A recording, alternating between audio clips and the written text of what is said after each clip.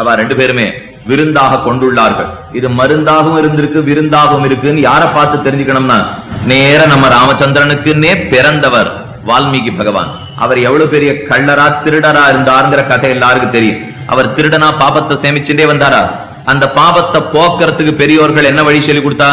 ராமநாமம். மராம ராம ராம ராம ராம ராமன்னு சொல்லி ராமராம ஆக்கி அவர் ராமநாமத்தை சொல்லி நல்லவரா மாறிட்டார். சரி, இப்ப நல்லவராயிட்டாரே வால்மீகி பகவானா, இப்ப என்ன பண்றாருன்னு கேட்டார். கூஜந்தம் ராமராமேதி மதுரம் மதுராட்சரம் ஆருக்கிய கவிதாசாகாம் வந்தே வால்மீகி கோகிலம் வால்மீகிர் முனிசிம்ஹஸ்ய கவிதாவனச்சாரிணா சின்வன் ராம கதாநாதம் கோனயாதி பராங்கதிம் யத்பிதம் சரிதம் ராமச்சரிதாமிருத சாகரம். ராமச்சரிதம்ங்கிற பெரிய சாகரத்தை உண்டவர். அவர் தான் ஒரு குயில். வால்மீகி ஒரு குயிலா சொல்லிட்டு இந்த ஸ்லோகம் ஸ்ரீராமாயண காலக்ஷேபம் ஆரம்பிச்சு எல்லாரும் முதல்ல இந்த தியான ஸ்லோகம் சொல்றாள் இல்லையோ. கூஜந்தம் ராமராமேதி மதுரம் மதுராட்சரம். மதுரமான அக்ஷரங்கள் ராமநாமம். மதுரம்னா இனிமைன்னு எடுத்தா, இனிமைனாலே விருந்துங்கிற அர்த்தம் கிடைச்சிருத்தோ இல்லையோ. வால்மீகியை பார்த்தா தெரிஞ்சுக்க வேண்டியது, பாப்பம் தொலைந்தது ராமநாமத்தாலே. பாபத்தை தொலைஞ்ச அப்புறம் அவர் வேற ஒண்ணும் பண்ணல, அதே ராமநாமத்தை தானே சொல்லிட்டே இருந்திருக்கார். அதனாலதான் விருந்தாகவும் மருந்தாகவும் பெருமானுடைய திருநாமம் இருக்குங்கிறது. கூஜந்தம் ராமராமேதி மதுரம் மதுராட்சரம். குயில் கூவரா போல கூவராராம் வால்மீகி. குயில் மரத்து மேல நின்றுட்டு தானே கூவும். இந்த வால்மீகிங்கிற குயில் எந்த மரத்து மேல நின்றுடாருன்னு கேட்டோம். ஆருக்கியர் கவிதா சாக்காம் வந்தே வால்மீகி கோகிலம். ஏறி அமர்ந்தார். கவிதை கவிதைங்கிற கிளை. அவர் பாடின பாசுரங்கள்லாம் கவிதை இல்லையோ, கவிதையே ஒரு கிளை ஆக்கி விட்டார். அது மேல ஏறி உட்கார்ந்து விட்டாராம். ஆருக்கிய கவிதா சாக்காம் வந்தே வால்மீகி கோகிலம் வால்மீகிர் முனிசிம்ஹஸ்ய கவிதா வனச்சாரிணா சின்வன்னாத கதாநாமம் கோனயாதி பராங்கதிம். ராமநாமத்தை கேட்டு மோட்சத்துக்கு போகாதவன் உண்டோ என்ன பெரிய கேள்விக்குறியோட இந்த ஸ்லோகம் நிறுத்தி விடுது. வேதாந்தம்ங்கிற மரம், கவிதை என்னும் கிளை, அந்த கிளைக்கு மேலே வால்மீகிங்கிற குயில் அமர்ந்து கொண்டு ராம ராம ராம என்ன நமக்கு சொல்லி காட்டுட்டே இருக்கு இல்லையா. அந்த ராமநாமத்தை பத்தி தான் பரமேஸ்வரன் தன்னுடைய பார்வதி தேவிக்கு உபதேசித்தார். ஸ்ரீராம ராம ராமேதி ரமே ராமே மனோரமே சஹஸ்ரநாம தத்துல்யம் ராமநாம வரானனே. உபதேசிக்கத்தேவர் ராமநாம வைபவம் காட்டும். வால்மீகி பகவானுடைய அனுஷ்டானத்திலேயும் ராமநாமத்தினுடைய வைபவத்தை பார்த்துட்டோம். அது மருந்தாருக்கு விருந்தாருக்குன்னு பார்த்தோம். இனி இன்னொருத்தர் ராமனுக்கு ரொம்ப நெருங்கினவர் குலசேகர ஆழ்வார். அவர் முகுந்தமாலேங்கிற பாசுரங்கள் பாடியிருக்காரோ இல்லையோ, அதுல தெரிவிக்கிறார். ஜிக்வே கீர்த்தய கேசவம் முரரிபும் சேதோபஜ ஸ்ரீதரம் பாணித்வந்த சமர்ச்சய அச்சுத கதாஹ ஸ்ரோத்ரத்வயத்வம் ஸ்ருணு ஹரே கச்சாங்கி யுக்மாலயம் ஜிக்ரக்ராண முகுந்த பாத துளசீம் மூர்தன்னு நமாதோக்ஷஜம். அழகான ஒரு ஸ்லோகம் பண்ணார். நம்முடைய உடல் படைத்த பயன் எதற்காக? நமக்கு கை கொடுத்தது அவனை தொழ, கால் கொடுத்தது அவனை நோக்கி நடக்க, நாக்கு படைத்ததே அவனை பாடுறதுக்காகத்தான். இப்ப ஒன்னொன்னா சொல்லிட்டு வர்றார். காலே ஹரியனுடைய ஆலயத்தை நோக்கி நட, கையே ஸ்ரீதரன சேவி, மனசே எம்பெருமான பத்தி நினை, வரிசையா சொல்றாரு இல்லையா. இதுல முதல்ல எதை ஆரம்பிச்சார் தெரியுமா? ஜிக்வே கீர்த்தய கேசவம். நாக்கே கேசவனை பாடுனார். அங்கியான குலசேகர ஆழ்வார் ஜிக்வே கீர்த்தய மாதவம், ஜிக்வே கீர்த்தய ஸ்ரீதரம் சொல்லிருக்கலாமே. ஜிக்வே கீர்த்தய கேசவம் என கேசவஹா கிளேச நாசனா, கிளேசத்தை எல்லாம் துறைக்கிறானா. இப்ப கேசவ நாமத்திலேயே மருந்தும் விருந்தும் எப்படின்னு பாப்போம். கிளேசத்தை போக்குற வரைக்கும் கேசவ நாமம் மருந்து. கேசத்தை போக்கின அப்புறம் கிளேசம் எல்லாம் போயிடுத்தா. இனிமே கேசவ நாமம் பிரசஸ்த கேசபாசம். கண்ணனுடைய குழற்கற்றை அழக சேவித்தோன்னா அதுவே விருந்தா மாறிடுறது இல்லையோ. ஒரே கேசவ நாமம் மருந்தா இருக்கு, கிளேசத்தை போக்கச்சே. அதே கேசவ நாமம் விருந்தா இருக்கு, கண்ணனுடைய கேசபாசத்தை அனுபவிக்கச்சே. பெரியாழ்வார் சின்ன குழந்தை சீதக்கடலுள் அமுதன்ன தேவகி என 21 பாசுரங்கள் பாடினார். பெரியார் ஆரம்பத்திலே குழந்தை கண்ணனை தொட்டிலே இட்டாள் யசோதை.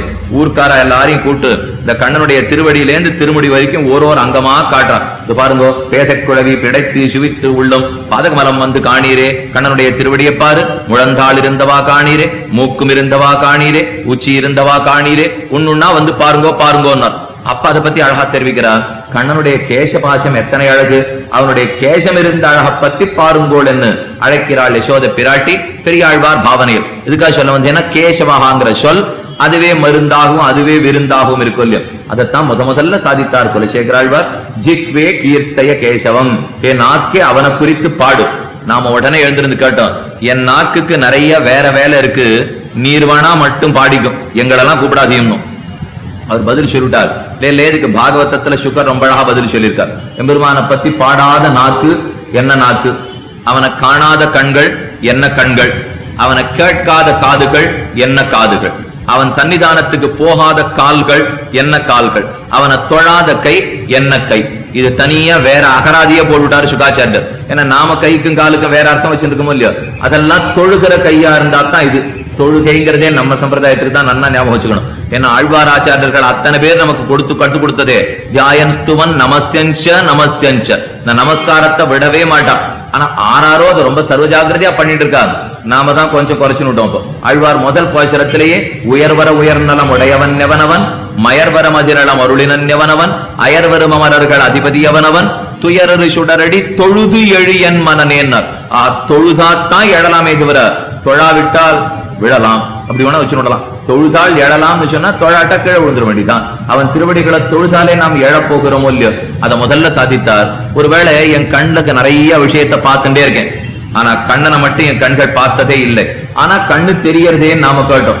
சுகருக்கு ரொம்ப கோபம் வந்துடும். இவன் பண்ண வேண்டியது கண்ணால கண்ணனை பார்க்கணும், விட்டதோட இல்லாம கண்ணு தெரியறதேன்னு வேற குதர்க்கம் பேசுறானே, சுகருக்கு கோபம். அதனால பதில் சொன்னார், உன் கண்ணு என்ன கண்ணு தெரியுமா? இந்த மயில் பீலி எல்லாரும் பார்த்துருப்போம் இல்லையோ, அதுல கண்ணு வரைஞ்ச மாதிரி நடுவுல இருக்கும். மயில் தொகையை பார்த்தோம்னா தெரியும். அந்த கண்ணு என்னைக்கு பாக்குறதோ அன்னைக்குதான் உன் கண்ணு பார்க்கணுட்டாரோ. அப்படின்னா அந்த கண்ணுக்கு பாக்குற சக்தி இல்லை, உன் கண்ணுக்கு பாக்குற சக்தி இல்லைன்னு அர்த்தம். அவனை பார்க்கிற கண்ணு தான் கண் ஆகுமே தவிர அவனை பார்க்காம நீ கண்ட விஷயத்தை பார்த்துட்டியானா அதை கண்ணுன்னே ஒத்துக்க மாட்டேன். அடுத்தது பிலேபத உருக்கிரம விக்கிரமாது. இந்த காது நன்னா கேட்கறது ஓட்டை இருக்கே, திருவிக்கிரமனை பத்தி கேட்கல, கண்ணனை பத்தி கேட்கல, ராமனை பத்தி கேட்கல. ஆனா எங்கிட்ட காது இருக்கு, மத்தெல்லாம் கேட்கறது ஒண்ணும். சுகாச்சாரியர் பதில் சொன்னார், பாம்பு புத்துல கூட ஓட்டை இருக்கு, உன் காதுல கூட ஓட்டை இருக்குன்னு. இவ்வளவுதான் நான் சொல்லுவேன். அது பாம்பு புத்திரையும் தான் ஓட்டை இருக்கு. அது பாம்பு வசிக்கிற இடம் விஷதுட்டமான ஜந்து. உன் காது எம்பெருமான கேட்காத ஓட்டை மட்டும் வச்சிருந்தியானா அது பாம்பு புத்துல இருக்கிற ஓட்டைய போலதான், பிரயோஜனமே இல்லைன்னு.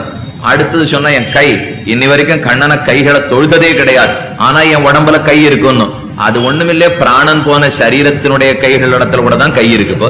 பிராணன் இல்லாத சரீரத்து கூட கை இருக்கத்தான் போறது, எங்கிட்ட கூட தான் கை இருக்க போறது. அவனை நோக்கி தொழுதரு கைனா கைன்னு சொல்ல முடியும். எங்கிட்ட கால் இருக்கேன்னு சொன்னோம், இருக்கு. எப்ப எம்பெருமானுடைய சன்னிதானத்தை நோக்கி அந்த கால் நடக்கலையோ அந்த கால் மரத்தினுடைய வேர்னுட்டார். ஆசையவே ஆசையா சொல்லியோ, மரத்தினுடைய வேர் இருக்கிற இடத்துலதான் இருக்குமே தவிர மரத்துக்கு வேர் இருந்து என்ன லாபம்? அதுக்கு வேணா நல்லதா இருக்கலாம், ஊருக்கு எந்த லாபம் இல்லை. அதே மாதிரி எங்கிட்ட கால் இருந்து எந்த பிரயோஜனம் இல்லை. அப்ப எது காலாகும் எது கண்ணாகும்? அவனை பாடின நாக்குத்தான் நாக்காகும், அவனை கண்ட கண்கள் தான் கண்ணாகும். அதுல முதல்ல ஜிக்வே கீர்த்தய கேசவம், நாக்கே கேசவனை பத்தி பாடுனார். அடுத்தது ரொம்ப அழகா ஒரு ஸ்லோகத்துல சாதித்தார், நித்தியப்படி நான் ஒன்னே ஒண்ணு கண்ணனே உன் இடத்துல பிரார்த்திக்கிறேன், மத்த எந்த அனுபவத்தை கொடுக்காத போ, இதை மட்டும் எங்கிட்டேன்னு மறைச்சுராதே.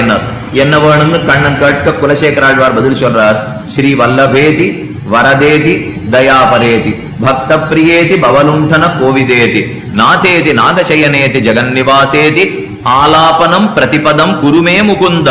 ஹே முகுந்த, நித்திய என்னை இந்த திருநாமங்களை மட்டும் சொல்லவை. ஆலாபனம், ஆலாபனம்னா பாட்டெடுத்து பாடுறதுன்னு ஒரு அர்த்தம். ஆலாபனம் பண்ணிட்டு இருக்கான்னு பாட்டு கச்சேரி பண்ணச்சே சொல்ல முடியும். இப்ப குலசேகர ஆழ்வார் ஆலாபனம்னா அந்த அர்த்தத்துல சொல்லல.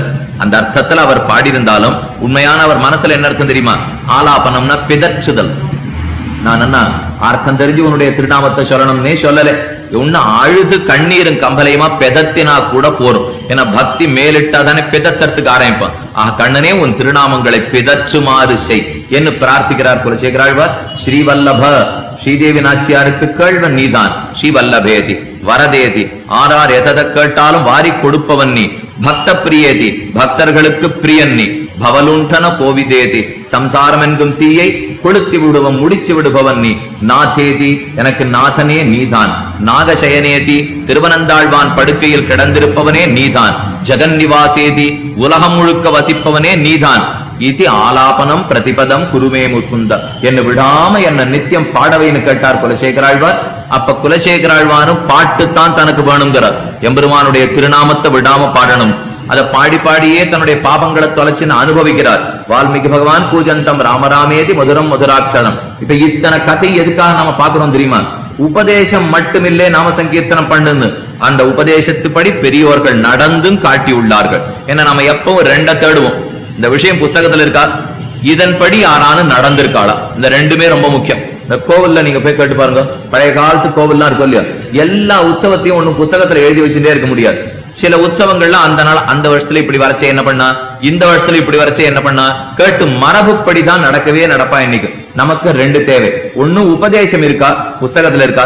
ரெண்டு மரபு வழக்கத்துல பெரியோர்கள் நடத்திட்டே வந்திருக்காளா. சாஸ்திரநாமத்துக்கு ரெண்டு பெருமையும் உண்டு. ஏன்னா இப்ப வால்மீகி பெரியவர் இல்லையா, அவர் அதைத்தானே சொன்னார். குலசேகர ஆழ்வார் பெரியவர் இல்லையா, அவர் அதைத்தானே சொன்னார். சாஸ்திரம் சொல்லியிருக்கானா பார்த்தோம். சர்வாணி ரூபாணி விசித்திய தீரஹா நாமானி கிருத்வா அபிவதன யதாஸ்தே. எல்லா ரூபத்தையும் தேடி பிடிச்சிட்டு முடியாமல் நாம சங்கீர்த்தனம் பண்றான்னு சாஸ்திரமும் சொல்லிடுது. சாஸ்திரம் எழுதி வச்சபடியாலையும் செய்யணும், பெரியோர்களுடைய அனுஷ்டானத்தில் இருக்கிறபடியாலும் செய்யணும். இந்த நாம சங்கீர்த்தனத்தை ஒரு சிறு குழந்தை பண்ணாலும் அதை வசத்தியா சொல்லணும், ஒரு மிருகம் பண்ணாலும் வசத்தியா சொல்லணும், பறவை பாடினாலும் வசத்தியா சொல்லணும். யார் சொல்றா நாமத்தேங்கிறது கேள்வியே இல்லை. எவ்வளவு சின்னவன் சொன்னாலும் அதை உயர்த்தியாத்தான் சொல்லி ஆகணும். சின்னவா சொல்றாளேங்கிறதுக்காக அவமானப்படுத்தி சொல்லவே கூடாது. பாண்டாளுடைய பாசனம் இருக்கு இல்லையோ, நீராட போதுவீர் போதுமினோ நேரழையீர். முதல் பாட்டு மார்கழி திங்கள் மதி நிறைந்த நன்னாளால் நீராட போதுவீர் போதுமினோ நேரடியேன்னு பாசனம். நீராட வாருங்கோள்னு கூப்பிடுற ஆண்டாள் தன்னுடைய தோழிகளை. பெரியவாச்சான் பிள்ளைங்கிற வியாக்கியாதா கேட்டார். சாதாரணமா ரெண்டு பேர் நண்பர்கள் பேசிக்கிறான்னு வச்சுப்போம், ரொம்ப நெருக்கம். அடைன்னு தான் கூப்பிடுவா, தோல்ல கூப்பிட்டு போட்டுப்பா, டேயின்னு கூப்பிடுவா, இப்படியே கூட்டு வழக்கம். திடீர்னு ஒரு நாள் அந்த நண்பன் என் வீட்டுக்குள்ள வந்தார். சுவாமி இந்த ஆசனத்திலே எழுந்தருளுக அப்படின்னு அவரை பார்த்து நான் சொன்னேன்னா நான் ஏதோ கோவிச்சுனுட்டேன் அவரேன்னு அர்த்தம். நித்தியப்படி அடே அடேன்னு கூப்பிட்டு இன்னைக்கு உள்ள வரைச்ச சுவாமி எப்ப எழுந்துருளித்து அப்படின்னு கேட்டேன்னா ஏதோ கோபம் இருக்குன்னு அர்த்தம் இல்லையா. ஆண்டாளுக்கு எல்லாரும் எடை பெண்கள். ஆண்டாள் பாசுரம் பாட்டதை எடைச்சியா, எடைச்சிகளாரான நீராட போதுவியன்னு வசந்த தமிழ் வார்த்தை சொல்லுவாளா. தமிழ் தெரிஞ்ச நமக்கே அது சொல்ல தெரிய மாட்டேங்கிறது. குளிக்க வாங்கோன்னு சொல்லிட்டு. அப்ப எடைச்சிகள் குளிக்க வாருங்கோள் தானே சொல்லியிருக்கணும். நீராட போதுவிங்கிறது ரொம்ப உயர்ந்த சொல். அந்த சொல்ல போய் நண்பர்களுக்குள்ள பிரயோகப்படுத்தி பாடான்னு கேட்டார். உடனே அந்த இடத்துல சமாதானம் சொன்னார். அந்த ஊர்ல இருக்கிற ஒத்தொத்தருக்கும் பகவத் விஷய அனுபவம் உண்டு, பெருமான பத்தி தெரிந்தவர்கள், நாம சங்கீர்த்தனம் பண்றவா. அப்படி இருக்கிறவர்களை நம்ம நண்பர்கள்னு நினைச்சுட்டு குறைவா பேசிடக்கூடாதான். அதனாலதான் வெறும் நண்பர்களா இருந்தாலும் நீராட போதுவீர்னு கூப்பிடுறா. அப்ப நம்ம வயத்திலே பிறந்த பிள்ளையா இருந்தாலும் நம்முடைய நண்பனாகவே இருந்தாலும் நாமத்தை சொல்லுபவனா இருந்தா அவனை நம்முடையவன் நினைக்கவே முடியாது. அவனை பகவத் பக்தன்னு தான் நினைக்கணுமே தவிர நம்முடைய நினைச்சு தரக்குறைவா பேசிட முடியுமா என்பதுதான் ஆண்டாளுடைய பாசுரம்.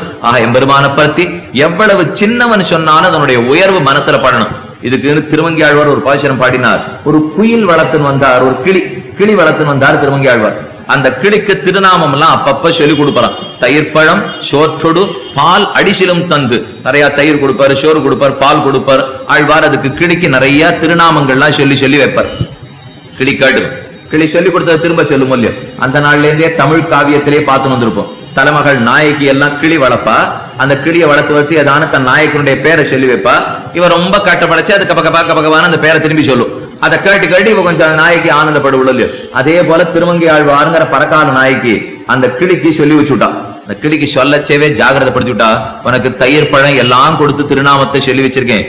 கண்ணன் அப்பப்ப வந்து எனக்கு சேவை சாதிக்காமல் துன்புறுத்துவன். நான் ரொம்ப விரக தாபத்துல துடிப்பேன், பிரிவை ஆற்ற முடியாத கட்டப்படுவேன். அப்ப நீ ஜாகிரதையா என்ன பார்த்து நான் சொன்ன திருநாமங்களை திரும்ப சொல். என்ன திருநாமத்தை சொல்லி என்னால் அப்ப தரிக்கிற தசையில நான் இருக்க மாட்டேன். கையின் காலம் விழுந்து மயக்கமா கீழே கிடப்பேன். அதனால நீ திருநாமத்தை சொன்னியானா கேட்டு எனக்கு போற உயிர் கொஞ்சம் தங்கும். இந்த உதவி எனக்கு செய்தியான்னு கேட்டார் திருமங்கி ஆழ்வார். தலை ஆட்டுத்து கிளி தயிரையும் சோர்ச்சியும் வாங்கி சாப்பிட்டு நான் திருநாமங்கள்லாம் கேட்டு வச்சு ஆழ்வார் சாதித்தார். முளைக்கதிரை குறுங்குடியுள் முகிலை மூவா மூவுலகம் கடந்த அப்பால் முதலாய் நின்ன அளப்பரிய ஆரமுதை அரங்கமேய அந்தணனை அந்தணர்தம் சிந்தையானை விளக்கொளியை மரதகத்தை திருத்தன்காவில் வெக்காவில் திருமாலை பாட கேட்டு வளர்த்ததனால் பயன் பெற்றேன் வருகவென்னு மடக்கிளியை கைகூப்பி வணங்கினாளே. வளர்த்ததனால் பயன் பெற்றேன். திருமங்கியாழ்வார் ரொம்ப சித்திலமா உடல் குறுகி போய் கீழே கிடக்கிறார். பெருமாள் வந்து சேவை சாதிக்கல. அப்ப இந்த கிளி மெதுவா சொல்லி பாக்குறது. இப்ப முதலேந்து சொல்லி கொடுத்திருக்கார் திருமங்கியாழ்வார். முளைக்கதிர் எம்பெருமானே முளைக்கின்ற சூரியனை போன்றவனோ இல்லையோ, அத தமிழ்ல முளைக்கதிர்னு பேர். உசந்த சொற்கள் சம்ஸ்கிருதத்திலையும் உண்டு, உயர்ந்த சொற்கள் தமிழ்லயும் உண்டு. ஒரு குறைச்சலும் இப்ப சில பேர் வந்து தமிழ்ல தான் சொல்லணும், தமிழ்ல அர்ச்சனை பண்ணணும், சம்ஸ்கிருதத்துல அர்ச்சனை பண்ணப்படாது, தமிழ்ல வரணும். இவெல்லாம் ஒண்ணு போட்டி போட்டு நமக்கு தமிழ் சொல்லி கொடுக்கவே வேண்டாம். அதை ஒண்ணு நன்னா ஞாபகம் வச்சுக்கணும். இது தமிழர்களுக்கு தமிழ் நன்னாவே தெரியுமே தவிர இது வந்து தமிழ் சொல்லி கொடுக்க வேண்டிய நிலைமையில நாம இல்லவே இல்லை. இப்ப இந்த பாசுரத்துல ஒரு சொல்லையும் பாருங்க. முளைக்கதியை குறுங்குடியுள் முகிலை மூவா மூவுலகம் கடந்த அப்பால் முதலாய் நின்ன வளப்பெரிய ஆரமுதை. இது ஒன்னொன்னையும் வச்சு போற்றின்னு சேர்த்துட்டா போறோம். இதுக்கு மேல ஒண்ணு நாம இப்ப பாட வேண்டியதே கிடையாது. இப்ப என்ன தப்பா படுறதுன்னா, ஏற்கனவே சஹஸ்ரநாம சம்ஸ்கிருதத்துல வச்சுக்கிறாளா, அந்த சம்ஸ்கிருதத்தை தமிழா மொயிர்